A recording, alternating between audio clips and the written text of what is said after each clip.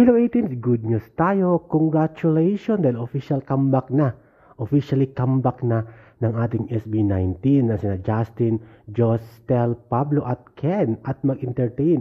Siyempre, tuloy-tuloy na ang concert nila sa Asia countries. Ito nga ang Japan, malapit na yan, at ang Asia Artist Award December 14 this year, mag-perform at magpasaya ng mga 18s ang ating boys. Kaya naman, congratulations. Samantala na ito ang mga komento ng mga 18s kung saan magbabalik na on stage, local stage o world stage ang ating SB19.